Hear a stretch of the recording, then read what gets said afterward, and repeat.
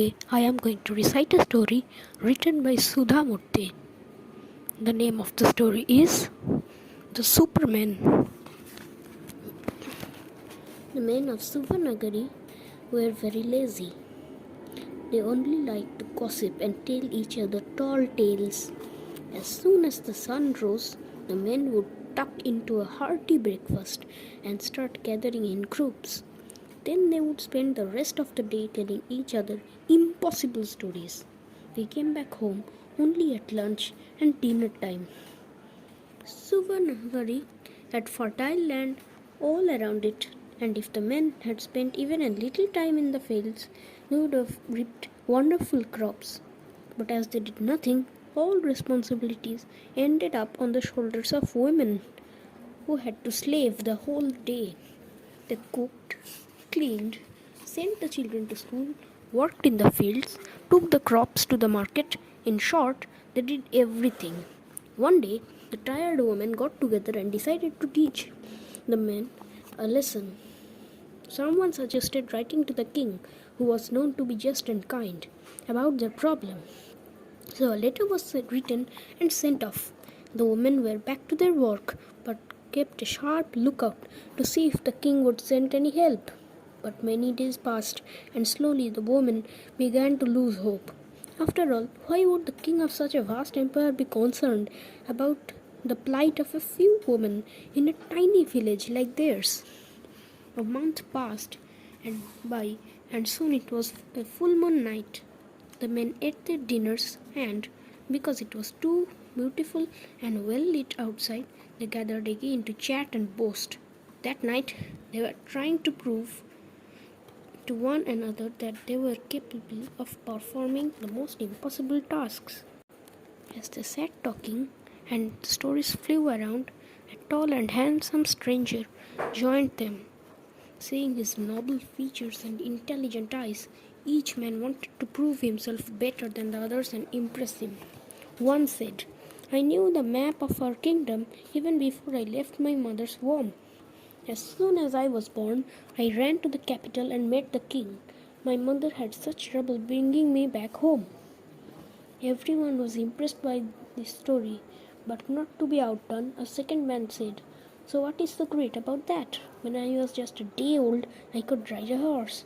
I sat on a big horse and rode all the way to the king's palace. He received me with a lot of love, and we had the most delicious breakfast together." At the thought of food, everyone got dreamy-eyed, and the story was greeted with a round of applause. Now a third man said, "Oh, that's nothing. I sat on an elephant when I was a week old and had lunch with the king in his palace." Before the admiring murmurs could lie down, a fourth one said, "I was a month old when I flew like a bird and landed in the king's garden. He picked me up lovingly and even let me sit with him on his throne." While everyone seemed to be awed by these stories, the stranger spoke up. "Do you four men know the king very well?" "Of course we do," we replied together. "Our king shows and loves us. In fact, he is proud to have supernatural beings like us in his kingdom." The stranger looked thoughtful. "That makes my task much easier. You see, I work in the king's court. Some time back, the king had called 4 supermen to the city in order to repair a large hole in the city walls. As you know, we use the largest, toughest stones for building these walls, and they could be only lifted and put in place only by these supermen. The 4 asked to be paid in gold bars, and the king gave them the money.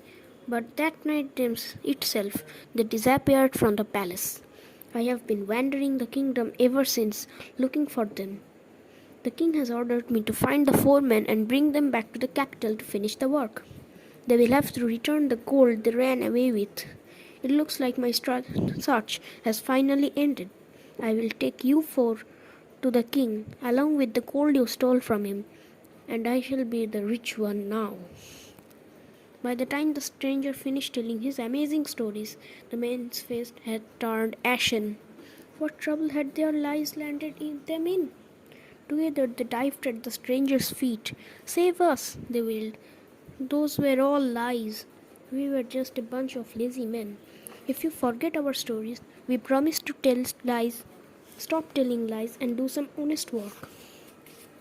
The stranger smiled. So be it. I will tell the king that there are no supermen in this village, only hard-working, ordinary men and women. That night itself, he left the village, and the women were sure they saw a happy twinkle in his eyes as he rode away on a handsome white horse fit to belong to the king's stables. Thank you. This is the story The Superman, written by Sudha Murthy.